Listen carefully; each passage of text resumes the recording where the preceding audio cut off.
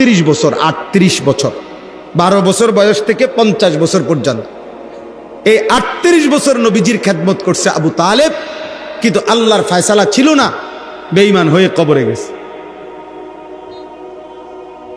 কত লক্ষবার উনারে কালেমার দাওয়াত দিছে নবীজি, কিন্তু তিনি ঈমান আনেন নাই।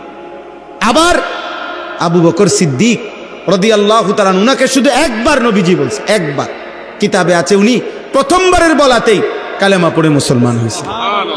তো ফয়সালা কার? আল্লাহ। আবু তালেব খেদমত করেও ঈমান পেল না।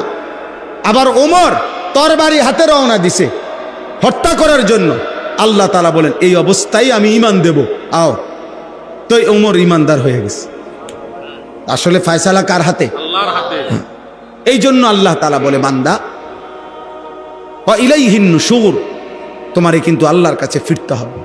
সুস্থ থাকো আর অসুস্থ হও, সুখে থাকো আর দুঃখে থাকো, আনন্দ থাকো আর বেদনায় থাকো, অসুস্থ থাকো আর সুস্থ থাকো, 3 বেলা ঠিক মতো খাও কিংবা না খাও, প্রতি মুহূর্তেই একথা মনে রেখো, তোমাকে কবরে যেতেই হবে, তোমাকে ফিরতেই হবে, ফিরতেই হবে আমি আল্লাহর কাছে।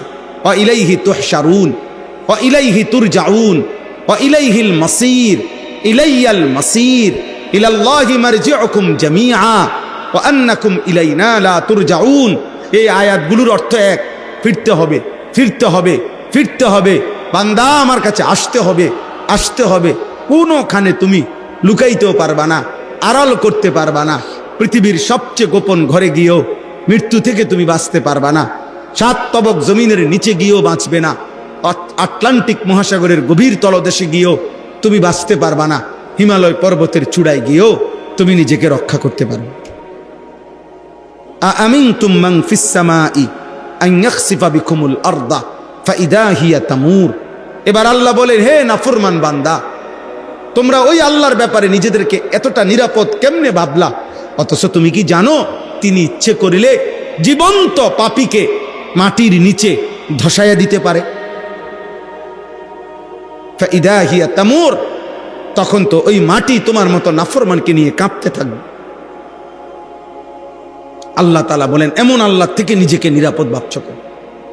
আপনারা বলেন, একজনই ভাবেন আল্লাহ তাআলা কারুনকে জীবন্ত মাটির নিচে ধসায়া দিছে, দাফন করে দিছে।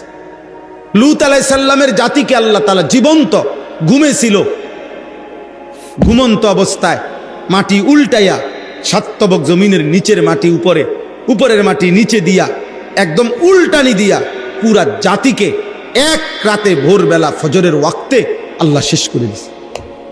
তো কোরআন শরীফের আয়াত, কোরআনের আয়াত এটা। আল্লাহ তাআলা বলেন অতএব হে বান্দা, কেমনে তুমি ওই আল্লাহ থেকে নিজেকে নিরাপদ ভাবছো? কি করছো এটা? একটা সেজদাও দিবা না, একদিনও হালাল খাইবা না, আমি আল্লাহর কথা টোটালি ভাববা না। জীবন এইভাবেই শুধু এই নারী, ছবি, মদ, জুয়া, জিনা, ব্যভিচার, গান, বাদ্য, অশ্লীলতা, উলঙ্গতা, সুদ, কিস্তি, হারাম, বিড়ি, সিগারেট, গালি গালাস, চা দোকানের আড্ডা, খালাস। জওয়ান বুড়া সবাই মিলে এই বুঝে নিছো, বেপর্দা, বেহায়া। আস্তাগফিরুল্লাহ। অসংখ্য মহিলা নিজের জীবনকে এই ভাগে ভাগ করে নিছে। কিছুক্ষণ রান্না বান্না, কিছুক্ষণ বাজার মার্কেটিং, আর কিছুক্ষণ গল্প গুজব, টেলিভিশন, নাটক, সিনেমা। আখিরাত কোথায় মা? মৃত্যু কোথায় বোন? আল্লাহ তাআলা বলেন আম আমিনতুম মান ফিস সামাই আন ইউরসিলা আলাইকুম হাসিবা ফাসাতা'লামুনা কাইফা নাদির। তোমরা কি ওই আসমানে যে আল্লাহ আছে তার ব্যাপারে নিজেকে এতটা নিরাপদ ভাবছো? তুমি কি জানো তিনি ইচ্ছে করিলে আকাশ থেকে পাথরের বৃষ্টি বর্ষণ করে ধ্বংস করে দিতে পারে। আল্লাহ তাআলা এই পৃথিবীতে 2টা জাতিকে পাথরের বৃষ্টি বর্ষণ করে ধ্বংস করছে। একটা হলো এই লূত আলাইহিস সালামের জাতি, যাদেরকে প্রথম উল্টাইয়া এর উপরে পাথরের বৃষ্টি বর্ষণ করে শেষ করে দিছে। আরেকটা হলো আব্রাহা বাদশার সৈন্যবাহিনী, যে হাতি নিয়ে আল্লাহর ঘর ধ্বংস করতে আসছে, পাখির মুখে পাথর দিয়ে আল্লাহ তাআলা ওই পুরা সেনাবাহিনী এবং আব্রাহা সহ এদেরকে ধ্বংস করে দিছে। দিছে কিনা বলেন না?